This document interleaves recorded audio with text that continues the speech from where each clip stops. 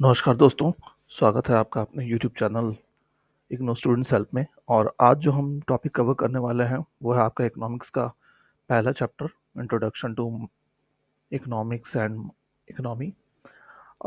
हालांकि ये जो चैप्टर है फ्रेंड्स, आप पहले भी 11th और 12th में पढ़ चुके हैं, तो हम थोड़ा तेज़ी से गो थ्रू करेंगे, ज़्यादा टाइम भी नहीं लेंगे क्योंकि आपका मकसद है जल्दी से जल्दी चैप्टर ख़त्म करना। ये वीडियो देखने का मकसद ही आपका ये है कि जल्दी से जल्दी करें और आपको जो चीज़ें हैं, जो डाउट्स क्लियर नहीं हो हुए हैं पढ़ के, वो आपके डाउट्स यहाँ पे क्लियर हो जाएँ। तो मैं कोशिश करूँगा कि उन पॉइंट्स पे ज़्यादा फ़ोकस करूँ जो आप पहली बार एनकाउंटर कर रहे हैं यहाँ पे, रादर देन जो आप पहले पढ़ चुके हैं। तो एक बार गो थ्रू कर लें क्या-क्या हमें यहाँ पढ़ना है। कांसेप्ट ऑफ स्कार्सिटी हम देखेंगे, जैसे आप 12th में भी जानते हैं। Meanings of production, central problems of economy, शायद आपने 3 पढ़ी थी, व्हाट, हाउ, फॉर व्हॉम, यहाँ 3 और हैं।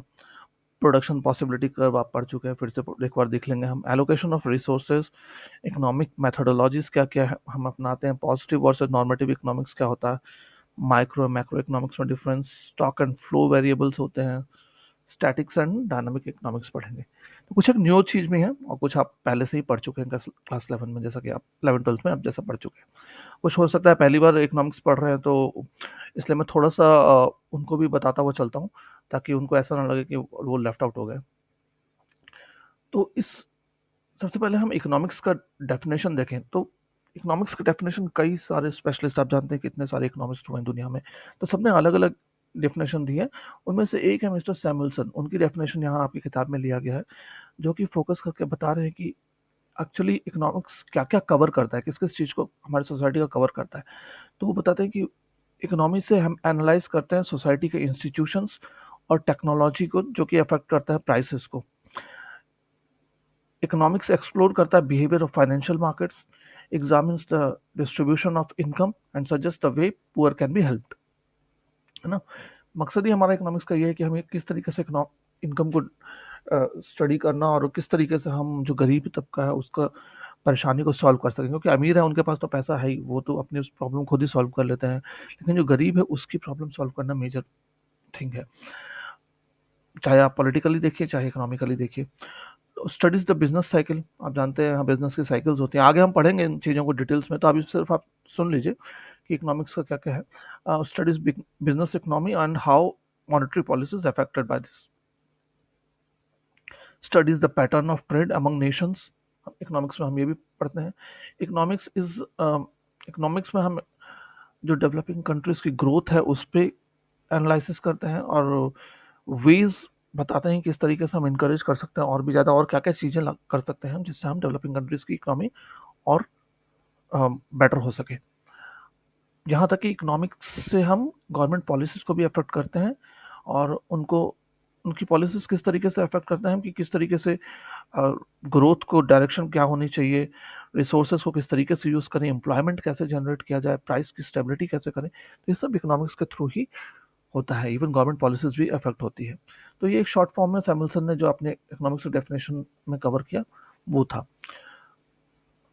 कंसेप्ट ऑफ स्कार्सिटी, जैसा कि आप लोग जानते हैं, स्कार्सिटी का मतलब ये है फ्रेंड्स, क्योंकि देखिए कोई कोई भी चीज़ हो दुनिया में ना, वो अनलिमिटेड नहीं है, उसकी एक लिमिट है। फॉर एग्जांपल पेट्रोल की लिमिट है ना, कोयले की लिमिट है, तो और भी कुछ भी आप देख लो, कोई भी चीज़ अगर अनलिमिटेड नहीं है, खाने की चीज़ें भी लिमिटेड हैं, ऐसा नहीं कि एकदम अनलिमिटेड आप सारी की सारी दुनिया एक ही बार में खा जाए तो खत्म हो जाएगी चीज़ें। तो दुनिया में कोई भी रिसोर्सेज जो है वो एक लिमिटेड है ना, अनलिमिटेड कुछ भी नहीं है। हालांकि आप देखो तो उसके अगेंस्ट में ह्यूमन नीड्स जो है, जो ह्यूमन का नेचर है, वो अनलिमिटेड वांट है उसकी, उसका कोई अंत नहीं है। उसको देखो, कार भी चाहिए, कार पैसा दे दिया जाए अचानक तो उसको कार भी चाहिए होगी, कार में भी उसको 10 टाइप की कार चाहिए होगी, बाइक भी चाहिए होगी, उसको घूमने भी जाना है, उसको दोस्तों के साथ भी घूमना है, उसको अपनी गर्लफ्रेंड्स के साथ भी जाना है। तो मतलब अनलिमिटेड नीड्स है फ्रेंड्स, ह्यूमन की ना, कोई एंड नहीं है। पिक्चर देखना है, कॉफ़ी भी पीनी है, वहाँ कोल्ड ड्रिंक भी पीना है, और जो जो चीज़ें मिल रही हैं वो भी खाना का मन है, लेकिन रुकते कहाँ हैं, क्योंकि रिसोर्सेस स्कार्स है हमारे पास। पैसा रिसोर्स मतलब क्या है मेनली, यहाँ पे इकोनॉमिक टर्म में अगर हम देखें तो मनी, है ना, वो बहुत ही कम है, लिमिटेड है वो चीज़ें। तो इन्हीं दोनों के बीच में इकोनॉमिक्स है पूरी, कि अनलिमिटेड वांट्स और लिमिटेड रिसोर्सेज। हालांकि स्कार्स मीन्स का ऑल्टरनेटिव यूज भी हम कर सकते हैं। ऑल्टरनेटिव यूज से क्या मतलब है? फॉर एग्जाम्पल मेरे पास पैसा है, ठीक है, मान लो मेरे पास 1,000 रुपये हैं, तो अब उस 1,000 रुपये से मैं या तो मैं मूवी देखने जा सकता हूँ, या मैं अपने दोस्तों के साथ घूमने जा सकता हूँ, या मैं अपने लिए कुछ कपड़े खरीद सकता हूँ, या फिर हो सकता है मैं घर के लिए कुछ लेके जाऊँ, है ना? तो मतलब एक देखिए 1,000 रुपये के कितने सारे यूजेस हैं। तो इसी तरीके इसी यही बोला जा रहा है कि scarce means has alternative uses.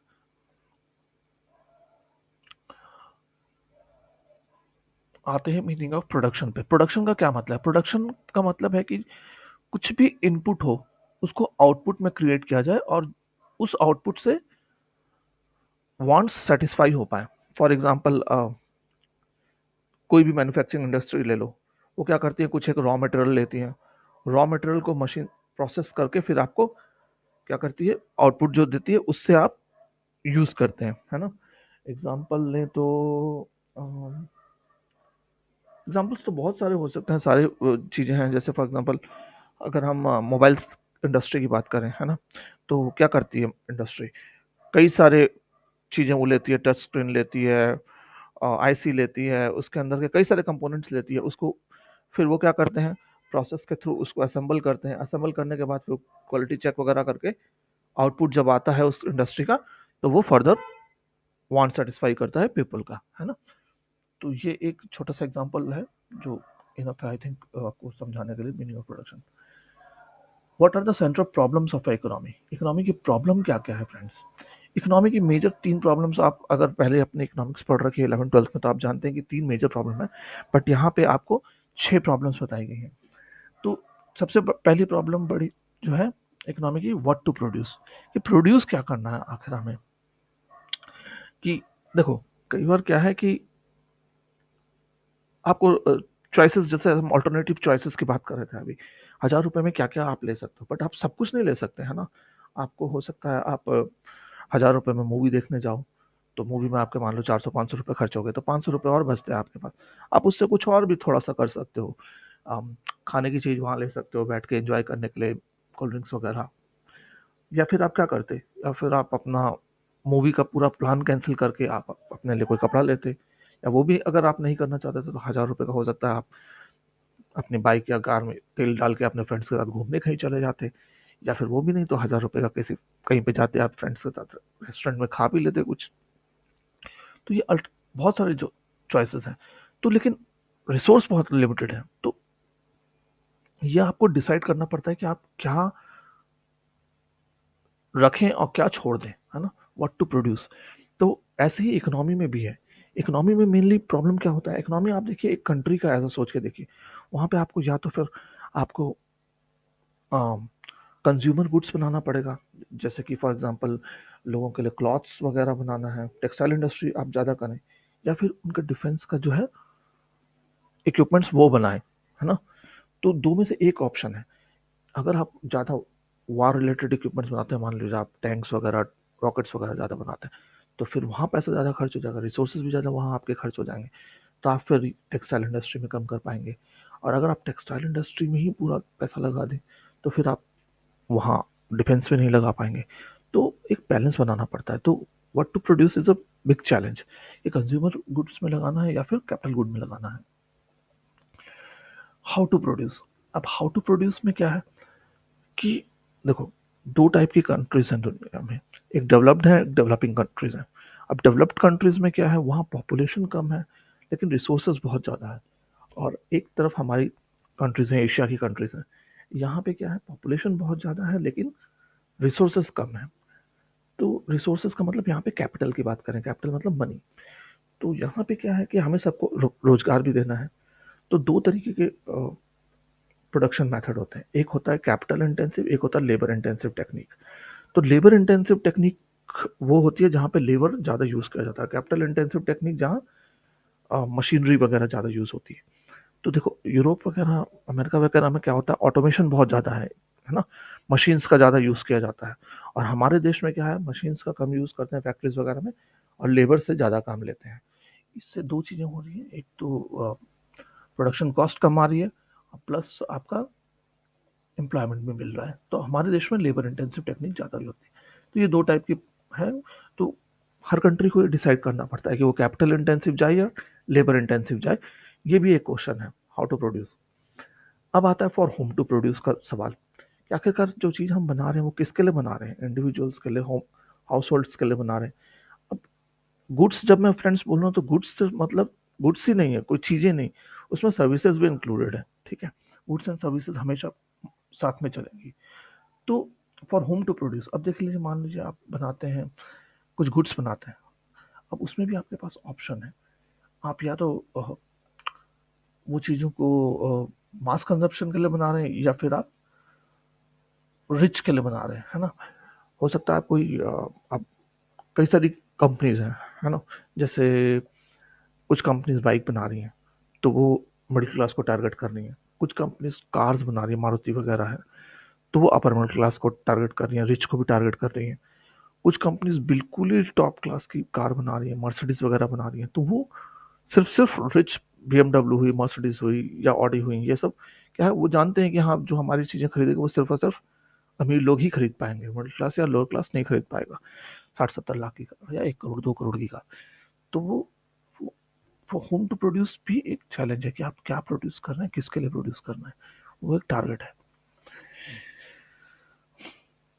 अब आता है हमारा चौथा प्रॉब्लम, प्रॉब्लम ऑफ ग्रोथ। ये सबसे बड़ा टारगेट है कि किस तरीके से हम अपनी इकोनॉमी को ग्रो करें। देखिए, जो भी इकोनॉमी में जो भी इनकम जनरेट होती है, ठीक है, तो उसके दो फैक्टर्स होते हैं। फॉर एग्जांपल मेरे को सैलरी मिलती है, तो उस सैलरी का मैं दो तरीके से यूज़ कर सकता हूँ। एक, कुछ चीज़ें अपने लिए कंज्यूम करने के लिए यूज़ करूँगा, कुछ हम सेव करेंगे। तो जो हम सेव करते हैं वो एक तरीके से क्या है, सेविंग बैंक में यूज़ हो रही है या कहीं पे हम इन्वेस्ट करते हैं म्यूचुअल फंड्स वगैरह खरीद के, तो वो इन्वेस्टमेंट फर्दर ग्रो करती है, इकोनॉमी को ग्रो करती है ना। तो इस तरीके से फिर वो फर्दर सर्कल चलता है। फॉर एग्जांपल मैं अगर बोलूँ कि मैं अगर अपना इन्वेस्टमेंट कर रहा हूँ, मैं इन्वेस्ट नहीं करता कहीं पे, मैं बैंक में ही रहने देता हूँ, सेविंग्स में ही रहने देता हूँ और जमा कर रहा हूँ जी, बैंक में जमा कर रहा हूँ, तो वो भी एक तरीके से सेविंग और इन्वेस्टमेंट दोनों है। क्योंकि आप जब बैंक में पैसा रखोगे तो वो पैसा बैंक के पास आया, और बैंक क्या कर रहा है, किसी को लोन देता है, फिर वहां से वो ब्याज कमाता है, तो वो इकोनॉमी में पैसा रोटेट होता है। तो ये है problem of growth. Choice between public and private goods. अब ये इकोनॉमी की अलग सी है चॉइस कि उसको पब्लिक गुड्स बनाए या प्राइवेट गुड्स बनाए। अब क्या है पब्लिक गुड्स और प्राइवेट गुड्स?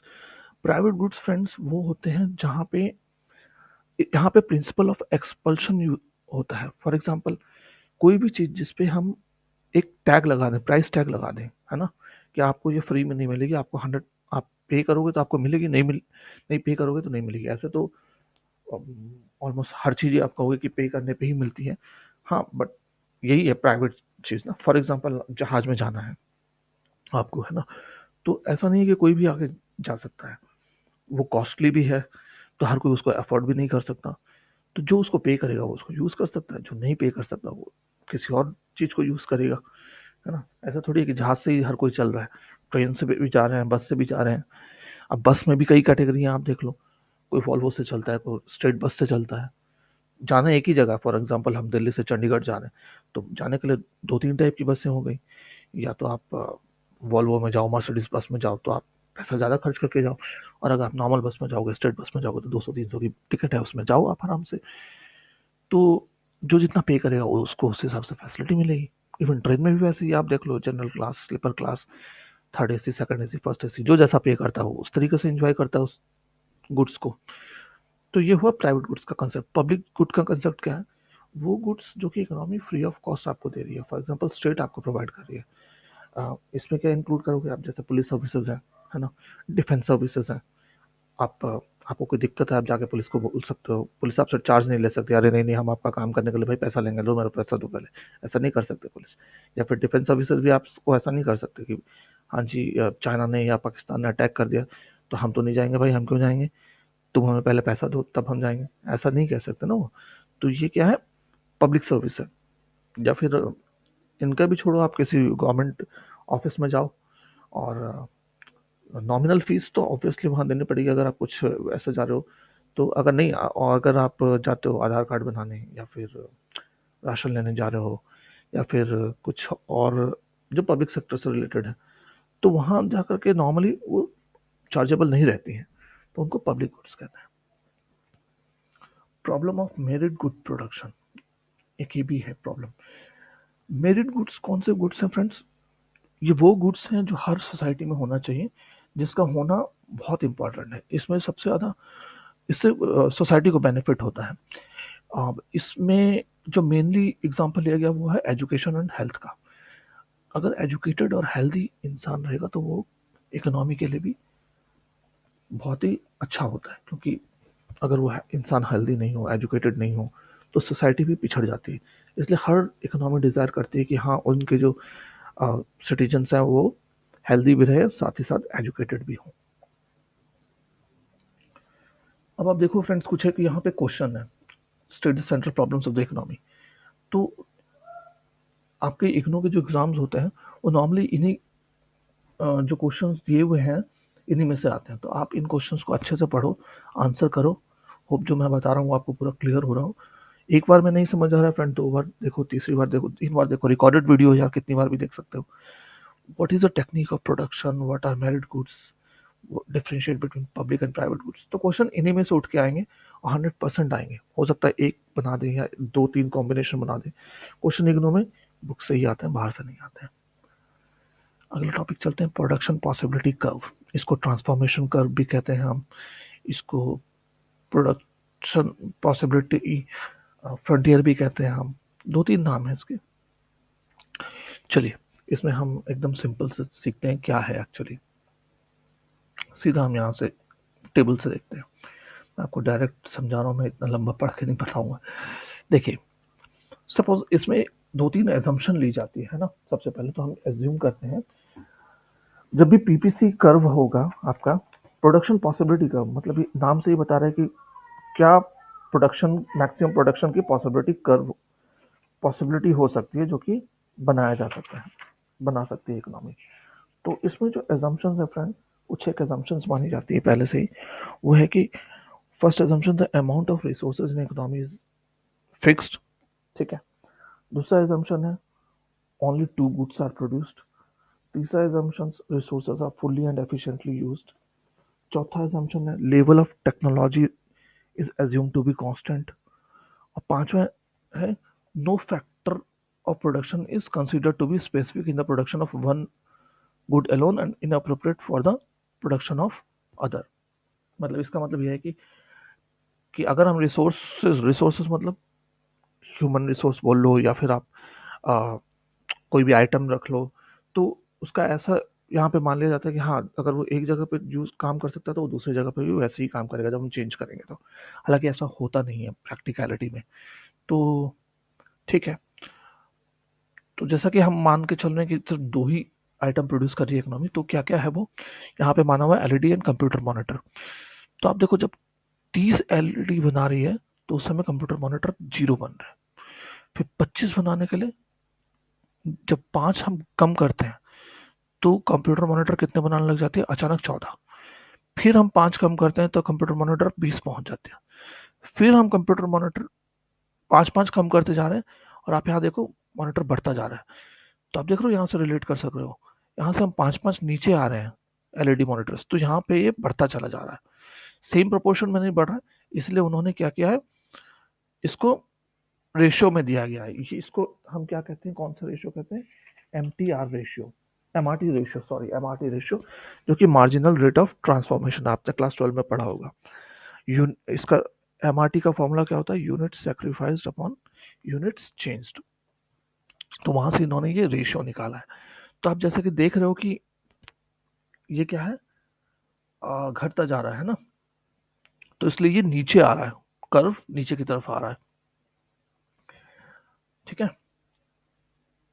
तो इसमें यही दिखाया जा रहा है कि हाँ भाई, किस तरीके से आ, हमें सेक्रीफाइस करना पड़ता है। अगर हम किसी चीज़ को बढ़ा रहे हैं, दूसरा प्रोडक्ट बनाना चाह रहे हैं, तो रिसोर्स को दूसरी जगह कम हो जाता है। एक जगह बढ़ रहा है तो दूसरी जगह कम हो रहा है, ये दिखाया जाता है पॉसिबिलिटी कर्व में। कैरेक्टरिस्टिक्स क्या है इसका, डाउनवर्ड स्लोपिंग है। यहाँ ज़्यादा कुछ है नहीं फ्रेंड्स, आप बस ये समझ लो कि जितना बताया मैंने, एक ये टेबल आप कोई भी एग्जांपल ले सकते हो, आपको बस इतना याद रखना है। मेन इसे कैरेक्टरिस्टिक्स याद करना है और एजम्पशंस याद करनी है। कैरेक्टरिस्टिक्स डाउनवर्ड स्लोपिंग है। डाउनवर्ड स्लोपिंग क्यों है? क्योंकि रेट एमआरटी क्या है उसका, इंक्रीजिंग है ना, इंक्रीजिंग एमआरटी है। कनकेव है टू द ऑरिजिन, कनकेव ये फिगर को कहते हैं हम कनकेव फिगर। स्लोपिंग फिगर है ना ये वाला, ये वाले को हम कहते हैं कनकेव फिगर। अब कनकेव फिगर क्यों है? कनकेव,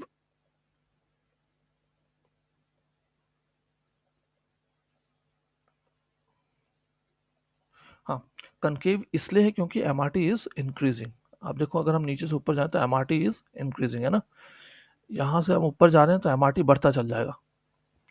इसलिए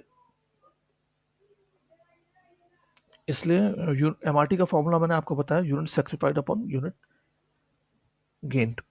तो एमआरटी बढ़ रहा है, इस चलते ये कनकेव एट ऑरिजिन है। अब एक क्वेश्चन है, can PP be a straight line? हाँ बिल्कुल हो सकता है, जब एमआरटी कांस्टेंट हो। एमआरटी कांस्टेंट कब होगा? जब unit sacrificed is equal to units gained, तो एमआरटी कांस्टेंट हो जाएगा। Does production can take place on the PP curve? बिल्कुल, पीपी कर्व पर हम कब प्रोडक्शन ले सकते हैं? प्रोडक्शन पीपी कर्व पे तब होता है जब 100% एफिशिएंट हो हमारे रिसोर्सेज, तो हम पीपी पे प्रोडक्शन हो सकता है। हालांकि ये प्रैक्टिकलिटी में पॉसिबल नहीं है, बट हम कहेंगे हाँ है, इट इज पॉसिबल। फिर और क्वेश्चन क्या आ सकता है? और क्वेश्चन है इसमें, can the PP curve shift? बिल्कुल शिफ्ट करता है भाई, पीपी कर्व शिफ्ट करने के दो तीन तरीके हैं। हाँ, एक क्वेश्चन और इसमें उठेगा फ्रेंड्स की, can economy operate beyond PPF? क्या पीपीएफ से बाहर भी काम कर सकता है? बाहर मतलब ये कर्व अगर है इसके बाहर भी काम कर सकता है? बिल्कुल नहीं, क्योंकि हमारे पास रिसोर्सेज ही इतने हैं कि वो 30-30 बना सकता है, 30 एलईडी 30 मॉनिटर, इससे बाहर हम नहीं कर सकते। उससे बाहर करने के लिए हमें रिसोर्सेज ज़्यादा चाहिए, टेक्नोलॉजी ज़्यादा चाहिए। अब अब क्वेश्चन क्या है, can the PP curve shift? Yes, it can shift to the right, it can shift to the left, but shift तभी होगा फ्रेंड्स, राइट में कब शिफ्ट होगा? राइट में तब शिफ्ट होता है जब दोनों resources and technology use for production is upgraded, है ना, रिसोर्सेज भी बढ़े और साथ ही टेक्नोलॉजी भी बढ़े, तब जाकर के वो राइट वर्ड शिफ्ट होता है। और दोनों के केस में, ऐसा नहीं कि एक के केस में तो टेक्नोलॉजी भी बढ़ा दी हमने और रिसोर्स बढ़ा दिया, और दूसरे के केस, दूसरे आइटम के केस में नहीं बढ़ा रहे, नहीं, दोनों के केस में होगा तभी ये राइट शिफ्ट पड़ेगा। और लेफ्ट कब होता है? जब दोनों के केस में डिग्रेडेशन हो जाए, है ना, रिसोर्स भी कम हो गया, टेक्नोलॉजी भी हमारे पास पुरानी हो गई, तो ये इनवर्ट शिफ्ट हो जाएगा। रोटेशन का भी है, जैसा कि आपने 12th में पढ़ा था, बट खैर यहाँ पे नहीं है तो उसको हम डिस्कस भी नहीं करते। Allocation of resources, solution of central problems, what are the, अब देखो, कुछ एक इकोनॉमीज जो होती हैं वो कैपिटलिस्ट इकोनॉमी है, कुछ है सोशलिस्ट इकोनॉमी। फॉर एग्जांपल अगर हम दुनिया की बात करें तो जो यूरोपियन कंट्रीज हैं उन्होंने क्या कर रखा है, कैपिटलिस्ट इकोनॉमी अपनाई हुई है। और जो जैसे रशिया है, चाइना है, इन्होंने क्या किया हुआ, सोशलिस्ट इकोनॉमी अपनाई हुई है। और भी हैं कंट्रीज, बट मेजरली हम इन दोनों का नाम ले लेते हैं सोशलिस्ट में, क्योंकि ये बड़ी कंट्रीज है। और एक तीसरे टाइप की इकोनॉमी होती है मिक्स्ड इकोनॉमी। अब यहाँ पे क्या है, जैसे हमारी कंट्री में मिक्स्ड इकोनॉमी है, प्रैक्टिकली अगर देखा जाए तो ज़्यादातर कंट्रीज में मिक्स्ड इकोनॉमी है, ठीक है। मिक्स्ड इकोनॉमी में होता क्या है कि जहाँ पे प्राइवेट इंटरप्राइजेस भी होती हैं, गवर्नमेंट इंटरप्राइजेस भी होते हैं, दोनों होते हैं। और कुछ कुछ कंपनीज प्राइवेट होती हैं, कुछ कंपनीज गवर्नमेंट की होती हैं, जैसे इंडिया में आप जानती हो कुछ एक इंटरप्राइज। तो मार्केट में दोनों टाइप के होते हैं। अब गवर्नमेंट क्यों रहती है? गवर्नमेंट जो है इसलिए रहती है क्योंकि गवर्नमेंट कुछ एक बड़े बड़े जो रिसोर्सेज हैं उन पे रखता है अपना होल्ड, ताकि वो इकोनॉम जो सोशली बैकवर्ड लोग हैं उनका हेल्प कर सके, है ना। अगर गवर्नमेंट के पास खुद ही रिसोर्स नहीं रहेगा तो वो हेल्प कैसे करेगी? फॉर एग्जांपल आप देख लो, रेलवे गवर्नमेंट के पास आपका पेट्रोलियम वगैरह गवर्नमेंट के पास है ना, और आपका कोल गवर्नमेंट के पास है, पावर जनरेशन गवर्नमेंट के पास है, या फिर आपका रोड मैन्युफैक्चरिंग वगैरह गवर्नमेंट रखती है अपने पास में, ब्रिजेस वगैरह बनाना गवर्नमेंट अपने पास रखती है, इंफ्रास्ट्रक्चर की चीज़ें, या फिर आपके पब्लिक हेल्थ वगैरह के ज़्यादातर हॉस्पिटल्स गवर्नमेंट के अंडर है, प्राइवेट भी साथ में है, इनके साथ में प्राइवेट भी है। बट अगर गवर्नमेंट ना हो तो आप सोच कर देखो ये कितनी महंगा पड़ता, आम आदमी उसको यूज़ ही नहीं कर पाता। फॉर एग्जांपल आप हॉस्पिटल की बात करके देख लो, अगर गवर्नमेंट अपने पास नहीं, गवर्नमेंट हॉस्पिटल हो तो प्राइवेट हॉस्पिटल कितना मुश्किल होता है, कितना महंगे इलाज होता है, गवर्नमेंट कर ही नहीं पाएगी। फिर गवर्नमेंट ने और क्या तरीका रखा हुआ है कंट्रोल करने का प्राइवेट कंपनीज के ऊपर, तो वो उनका तरीका है प्राइस कंट्रोल रखते हैं वो, है ना। ऐसा नहीं है कि आप कोई भी चीज़ का अनलिमिटेड प्राइस कर सकते हो। लाइसेंसिंग करती है गवर्नमेंट, अगर उसको लगता है हाँ ये कंपनी ने पिछले साल सही नहीं किया था, इसका लाइसेंस कैंसिल कर दो। टैक्सेशन भरना पड़ता है इनको जीएसटी वगैरह के फॉर्म में, जैसा कि आप जानते हैं। लोगों को गवर्नमेंट सब्सिडीज भी देती है, बहुत सारी एलपीजी वगैरह की सब्सिडी वगैरह आप जानते हो। इस तरह से ये मिक्स्ड इकोनॉमी है हमारे देश की इकोनॉमी। अब economic methodology and economic loss के बारे में पढ़ते हैं। फ्रेंड्स, इस चैप्टर में आपको ज़्यादा नहीं जानना है इन चीज़ों के बारे में, हम इन चीज़ों के बारे में आगे में बहुत डिटेल में पढ़ेंगे, इसलिए मैं उतना ज़्यादा डिटेल यहाँ नहीं बताऊँगा, आपके बुक में भी बहुत कम दिया हुआ है, तो मैं उसी हिसाब से एकदम शॉर्ट में बता रहा हूँ। आप जानते हो इकोनॉमिक्स एज अ साइंस भी हम कंसिडर करते हैं, एज अ सोशल साइंस का भी चैप्टर है ये। इकोनॉमिक्स एज अ साइंस इसलिए क्योंकि हम जो भी यहाँ पे थ्योरीज देते हैं, हम फॉर एग्जांपल आगे आप पढ़ोगे डिमांड थ्योरी, सप्लाई थ्योरी, है ना, प्रोडक्शन थ्योरी, तो ये सब थ्योरीज जो हैं वो एक, ऐसा नहीं कि कुछ भी बना दिया गया, मान लिया गया कि हाँ भाई ऐसा होता है, उनको बहुत रिसर्च करके, उन पे बहुत सारा डाटा एक्यूमुलेट करके, है ना, तब थ्योरीज बनाई गई हैं।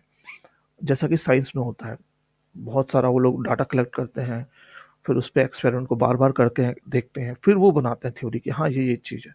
उसी तरीके से इकोनॉमिक्स में भी है, वो डाटा कलेक्ट होता है, कई सारी चीज़ों को वेरीफाई करा जाता है, तब जा करके वो एक लॉ बनता है।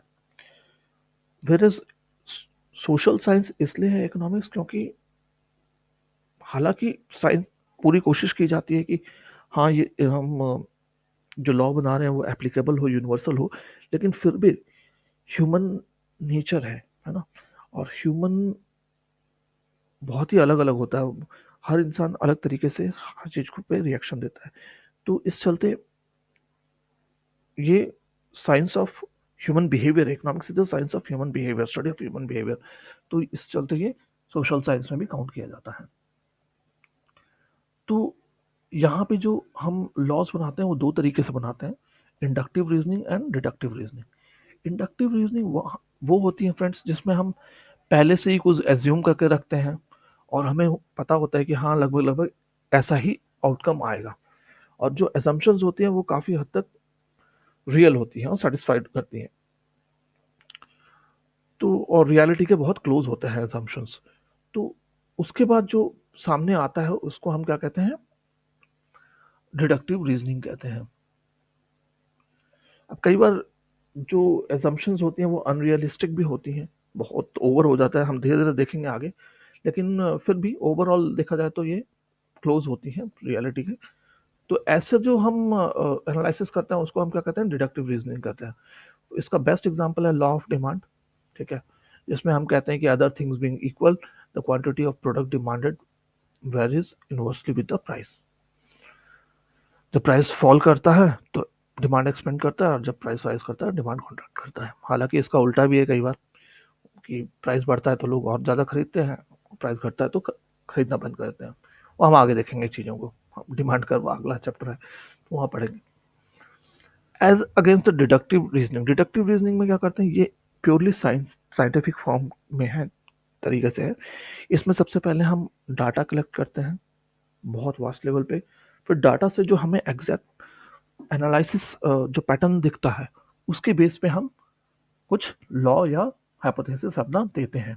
फॉर एग्जांपल एंजल्स लॉ, जिसमें कि बताता है कि जैसे जैसे इनकम एक फैमिली की बढ़ती है तो वो क्या करता है, अपना फैमिली जो नेसेसिटीज है ना, जैसे नेसेसिटीज में क्या, खाना पीना हुआ आपका, है ना, या फिर मेडिकल एक्सपेंडिचर्स हुए, ये सब नेसेसिटीज में आती हैं, उस पर डिक्रीज करता है और ज़्यादा फोकस करने लग जाता है कंफर्ट और लग्जरी को लेके। ऑब्वियस सी बात है ना कि अगर हम, फ्रेंड्स एक सेकंड एक सेकंड, सॉरी फ्रेंड्स कुछ काम आ गया था इसलिए रुक गया। तो जैसा कि हम डिस्कस कर रहे थे कि एंजल्स लॉ, तो जैसे जैसे हम, ये नेचुरल है कि आपने देखा होगा कि जब एक फैमिली में पैसा आ जाता है तो वो क्या करते हैं सबसे पहले, अब वो भूल जाते हैं कि हाँ भाई अब खाने पीने की चीज़ों, क्योंकि उनका खाने पीने का तो हो गया, रिसोर्सेज हो गए अपने, है ना। अब वो फोकस करते हैं हाँ अब हमारे पास कार हो, बड़ा मकान हो, चीज़ें बड़ी करने लग जाते हैं। तो ये एंजल्स लॉ बोलता है, जो कि नॉर्मल सोसाइटी का बिहेवियर उन्होंने स्टडी करके ये लॉ बनाया। Concept of equilibrium. अब इक्विलिब्रियम जैसे कि आप जानते हैं फ्रेंड्स, इट्स इक्विलिब्रियम मतलब बैलेंस। तो इकोनॉमिक्स हो चाहे कहीं भी सोसाइटी हो, उसमें हमेशा बैलेंस बनाने की कोशिश की जाती है। उसी का यहाँ पे हम डिस्कशन करेंगे, concept of equilibrium. For example कुछ एक एग्जांपल्स हम समझने की कोशिश करते हैं। फॉर एग्जांपल एक कंज्यूमर है, तो जब वो अपना किसी चीज़ पे खर्चा करता है, किसी गुड्स पे या सर्विसेज पे, तो वो चाहता है कि उससे उसको मैक्सिमम सेटिस्फेक्शन मिले। फॉर एग्जांपल अगर आप खर्चा कर रहे हैं और जाते हैं जहाज में या ट्रेन में, तो आप जितना आपने पैसा पे किया और अगर आपको लगता है वो वर्थ नहीं है, तो आप उस चीज़ को कंप्लेन करते हो, है ना, यार मेरा पैसा बर्बाद हो गया। या फिर कोई बिजनेस फर्म है, वो इक्विलिब्रियम में कब अपना मानती है, जब उसका प्रॉफिट मैक्सिमम हो रहा हो। अगर उसका प्रॉफिट कम होने लग जाए तो वो कहता है अरे यार नुकसान हो रहा है, इक्विलिब्रियम नहीं है ना, बैलेंस नहीं है चीज़ें। तो ये है एग्जांपल्स इक्विलिब्रियम के। या फिर इकोनॉमी को कब हम कहेंगे, ओवरऑल एक देश की इकोनॉमी को, कि बैलेंस्ड है या इक्विलिब्रियम में है, जब एग्रीगेट डिमांड एग्रीगेट सप्लाई के बराबर हो, तब। इक्विलिब्रियम का जो एनालिसिस है हम दो तरीके से करते हैं friend, partial equilibrium analysis and general equilibrium analysis. Partial equilibrium analysis में हम क्या करते हैं कि पूरी इकोनॉमी को नहीं लेते, हम सिंगल मार्केट को लेते हैं, है ना। फॉर एग्जांपल अगर आप लेके देखो कि हम एक सेक्टर को सिर्फ देखेंगे, सिर्फ फॉर एग्जांपल हम एक manufacturing sector, partial partial equilibrium analysis कर रहे होंगे, तो हम पूरी इकोनॉमी का एनालिसिस नहीं करेंगे, हम एक मार्केट, मार्केट मतलब एक सेक्टर को देख रहे हैं। फॉर एग्जांपल मैन्युफैक्चरिंग सेक्टर का एक टाइम में हम एनालिसिस करेंगे कि अभी मैन्युफैक्चरिंग सेक्टर में क्या चल रहा है, क्या नहीं चल रहा, उसकी प्रॉब्लम्स कैसे सॉल्व करें। तो ये पार्शियल इक्विलिब्रियम एनालिसिस हुआ। जबकि जनरल इक्विलिब्रियम एनालिसिस में हम पूरी की पूरी इकोनॉमी का एनालिसिस करते हैं। अब अगला टॉपिक आपका है पॉजिटिव वर्सेस नॉर्मेटिव इकोनॉमिक्स। तो जैसा कि आपने 11th-12th में देखा होगा, पढ़ा होगा बड़े अच्छे से इसको।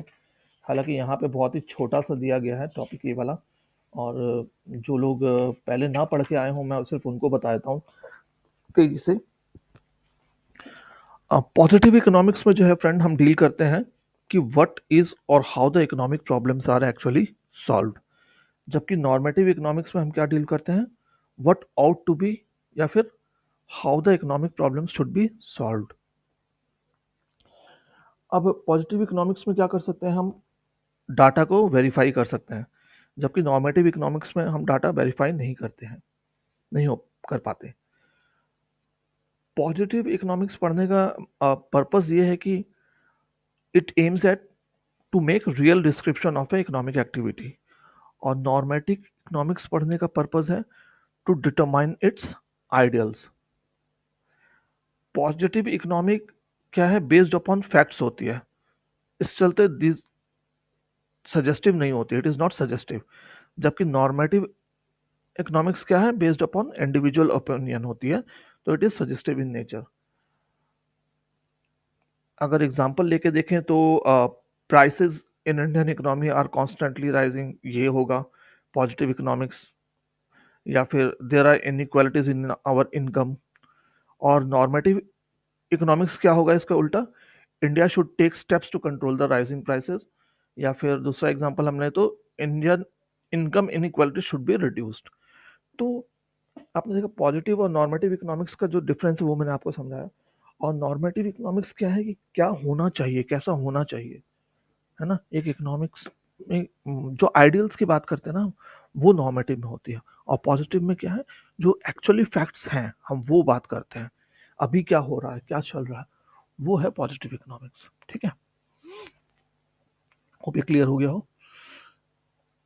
इतना ज़्यादा जानने की ज़रूरत नहीं है, बस आप सुनिए, एक दो बार पढ़ लीजिए। एक बार भी पढ़ लोगे किताब, आप देखोगे कि आपने पूरा जो मैं बता रहा हूँ वो सारा आप समझ जाओगे एक ही बार में। इसको एक से दो बार आप वीडियो को सुनो, कोई दिक्कत नहीं होगी। और कुछ चीज़ें नहीं भी समझ में आ रही हैं तो कोई बात नहीं, आगे भी चैप्टर्स में जब हम डिस्कस करेंगे, वहाँ डिटेल में डिस्कस करेंगे तो वो आपको ज़्यादा बेटर तरीके से समझ में आएंगी। Micro economics and macro economics. अब फिर यहाँ पे ज़्यादा नहीं है माइक्रो और मैक्रो इकोनॉमिक्स के बारे में दिया हुआ, तो मैं आपको जनरल थोड़ा सा ही डिटेल बताता हूँ दोनों के बीच में डिफरेंस। माइक्रो इकोनॉमिक्स में क्या होता है फ्रेंड कि हम स्टडी करते हैं behaviour of individual units of economy. इसमें हम डिमांड एंड सप्लाई का एज अ टूल यूज करते हैं। It aims to determine the price of a commodity और फैक्टर्स ऑफ प्रोडक्शन। सब माइक्रो इकोनॉमिक्स में। माइक्रो इकोनॉमिक्स को हम प्राइस थ्योरी भी कहते हैं। इसमें हम इंडिविजुअल इनकम, इंडिविजुअल आउटपुट के बारे में बात करते हैं। अब देखो माइक्रो में आई है, तो आई से आप याद रखना इंडिविजुअल के बारे में बात है, ठीक है। वेयर एज मैक्रो इकोनॉमिक्स में क्या है, it deals with the behaviour of aggregate of the economy as a whole. इसमें एग्रीगेट डिमांड, एग्रीगेट सप्लाई के बारे में बात करते हैं। It aims to determine the income and employment level of the economy. पूरा मतलब as a aggregate economy of, aggregate का मतलब पूरी कंट्री के बारे में बात कर रहे हैं हम इसमें। इसको इनकम एंड एम्प्लॉयमेंट थ्योरी भी कहते हैं। इसमें नेशनल इनकम, नेशनल आउटपुट के बारे में बात करते हैं। तो ये था कुछ डिफरेंस इन दोनों के बारे में, माइक्रो एंड मैक्रो इकोनॉमिक्स के बारे में। Stocks variable and flow variable, ये थोड़ा सा कंफ्यूजन वाला होगा, तो मैं आपको ये, इसके बारे में आप सिर्फ डेफिनेशन याद कर लो और एग्जांपल याद कर लो, ये 100% मेरे को लगता है आपको आएगा। स्टैट्स, स्टॉक फ्लो क्या है, stock variable and flow variable के बारे में, तो आप सिर्फ इनकी डेफिनेशन याद कर लेना। जैसे कि stock variable is one which can be measured with reference to a point of time and not over a period of time. ऐसा वेरिएबल जो कि सिर्फ पॉइंट ऑफ टाइम को इंडिकेट करता है, ना कि पूरे over a period of time को। अब इसका एग्जांपल क्या है, supply of money, magnitude of wealth, ठीक है। अभी आपके पास कितना पैसा है, अभी आपके पास कितना वेल्थ है, तो ये इमीडिएट पॉइंट ऑफ टाइम के बारे में बात करता है, नहीं कि पीरियड ऑफ टाइम, जैसे एक साल के बारे में बात नहीं कर रहा है। और फ्लो वेरिएबल में क्या होता है, हम पीरियड ऑफ टाइम के बारे में मेजर करते हैं। पीरियड ऑफ टाइम का जो वेरिएबल है, फ्लो वेरिएबल जो है, it can be measured with reference to period of time and not a point of time. तो फ्लो वेरिएबल जो है एक पीरियड ऑफ टाइम का ही लेके आप कंसिडर कर सकते हो, ये नहीं इंस्टेंटेनियस पॉइंट पे आप नहीं डिस्कस कर सकते। For example income of a person, तो इनकम रोज की इनकम नहीं होती, जब जैसे जिसको सैलरी है, रोज की सैलरी थोड़ी होती है उसकी, उसकी एक महीने की सैलरी होती है, मंथली है। सेल्स है तो आप रोज का सेल थोड़ी ना बात होती है, सेल्स एक पीरियड की बात हो सकती, पीरियड की बात होती है। फॉर एग्जांपल एक महीने में कितने सेल हुआ, 2 महीना में कितना सेल हुआ। आप अगर, हो सकता है सेल आज 0 है, कल हो सकता है 10,000 की सेल हो, तो आप सेल का एनालिसिस सही नहीं कर पाओगे अनलेस अनटिल आप पीरियड को कन्फि नहीं उसमें लेते हो एनालिसिस में, ठीक है। वैसे ही परचेज है, एक्सपेंडिचर है, आपने कितना खर्चा किया इस महीने, तो आज हो सकता है मेरे से 100 रुपये खर्चा हुआ है, 200 रुपये खर्च हुआ है, हो सकता है पूरे महीने में 40,000 खर्च कर दूं। तो जब तक आप एक पीरियड ऑफ टाइम नहीं कंसिडर करोगे तब तक वो बेकार है उस चीज में। स्टैटिस्टिक्स एंड डायनामिक्स, अब ये क्या है कहानी, ये थोड़ा सा जान लो, इसमें ज़्यादा नहीं है। ये जो है एक तरीके से हमें एनालिसिस करते हैं हम इकोनॉमिक्स में, तो ये दो टाइप के एनालिसिस होते हैं, static analysis and dynamic analysis of the economics. Static analysis में और डायनामिक एनालिसिस, हम तीन चार पॉइंट्स हैं उसके बेस पे हम डिस्कस करते हैं।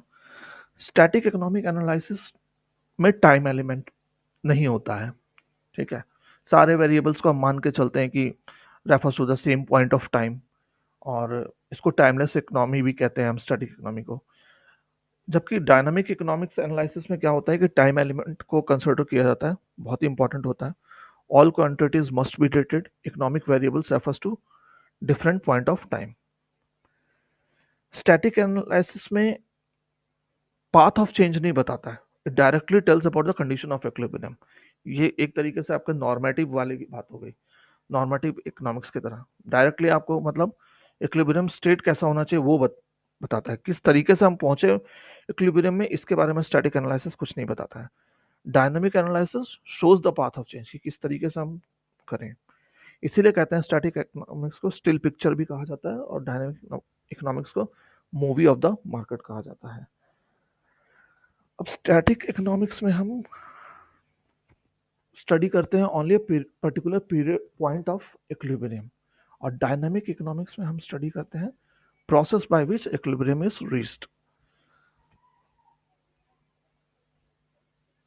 स्टडी स्टैटिक एनालिसिस में क्या कर रहे हैं, हम सिर्फ इक्विलिब्रियम की स्टडी कर रहे हैं, और डायनामिक एनालिसिस में हम इक्विलिब्रियम और डिसइक्विलिब्रियम दोनों की बात कर रहे हैं, क्योंकि वो पाथ भी बता रहा है किस तरीके से आपको जाना, मतलब वो तब का बता रहा है जब डिसइक्विलिब्रियम था, डिसइक्विलिब्रियम से इक्विलिब्रियम में कैसे पहुंचे वो डायनामिक एनालिसिस में होता है। स्टडी ऑफ स्टैटिक एनालिसिस क्या है, फार फ्रॉम रियलिटी है, वो डायरेक्ट कहता है कि हाँ ऐसा ही होना चाहिए, नॉर्मेटिव इकोनॉमिक्स की तरह ऐसा होना चाहिए। जबकि डायनामिक एनालिसिस क्या है, बहुत क्लोज है रियलिटी के, वो अभी जो सिचुएशन चल रही है, प्रॉब्लम्स चल रही है, उनमें डील करता है। तो ये है आपका स्टैटिक एंड डायनामिक्स एनालिसिस के बारे में थोड़ा सा। इसके बारे में डिटेल्स हम आगे पढ़ेंगे। आप कह रहे होगे हर चीज़ के बारे में मैं बोल रहा हूँ कि डिटेल आगे पढ़ेंगे, एक्चुअली फैक्ट है, क्योंकि ये फर्स्ट ही चैप्टर है, तो आप जानते हैं कितना इंट्रो में देते, कुछ ज़्यादा नहीं दिया उन्होंने, कोशिश की है कम से कम शब्दों में, और वैसे भी आपका अंडर ग्रेजुएशन लेवल पे उतना ज़्यादा नहीं होता है, हालांकि +2 से तो ज़्यादा ही होगा, लेकिन ग्रेजुएशन लेवल पे ज़्यादा नहीं होता है। तो ये था आज का टॉपिक फ्रेंड्स, होप आपको क्लियर हो सारे पॉइंट्स। अगर कहीं पे डाउट हो तो आप मेरे को कमेंट सेक्शन में मेंशन कर सकते हैं, और